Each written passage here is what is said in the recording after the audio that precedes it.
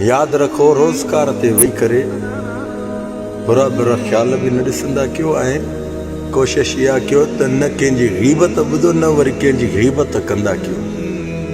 छो रोज़ी इबादत आहे। रोज़ी जेको तव्हां कारोबार ते दुकान ते वेठा आहियो न, जा शोलनि जो थाल हथ में हुजे, रेड़ी हुजे, पर रोज़ी करण वारो उहो इबादत में शुमार आहे।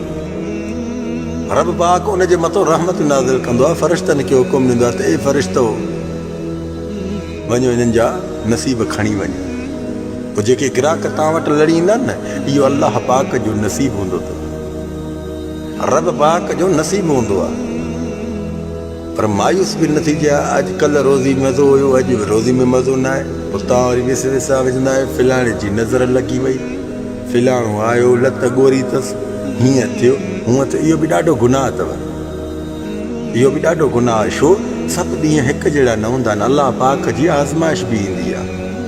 रब पाक सभु जेकॾहिं तुंहिंजा हिकु ॾींहुं जहिड़ा कंदो न, त पोइ तूं पहिरें नंबर जो मुनाफ़िक़ थी ॾे, पंहिंजे लेखे रिश्ता ख़तमु कंदे, पंहिंजे लेखे हुन सां फिटाईंदो वतंदे।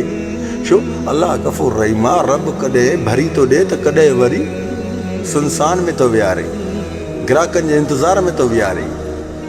हर वक़्तु हिकु जहिड़ो ॾींहुं न हूंदो आहे। जेकॾहिं हर वक़्तु हिकु जहिड़ो ॾींहुं थिए न, ख़ुदा जो कसम तूं पहिरें नंबर जो मुनाफ़िक़ थिए, टॉप जो मुनाफ़िक़, जीअं टॉप नंबर 1 जो मुनाफ़िक़ थींदो आहे न, ईअं थींदे।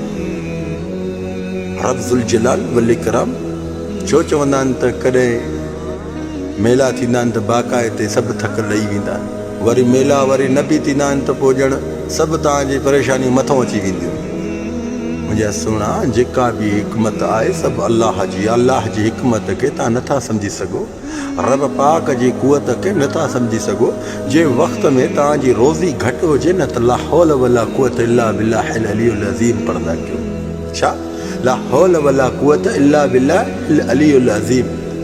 रब पाक इन जे सदके बि इंशाअल्लाह रब्बुल आलमीन तुंहिंजी रोज़ी जे मथां बरकत नाज़िल करे ॾिस मुंहिंजा सुहिणा, करे ॾिस, घबराए न। रब करीम आहे, रब गफ़ूर आहे, रब रहमान आहे, रब रहीमीन आहे, रब कुल शैइन क़दीर आहे, रब गफ़ूर रहीम आहे।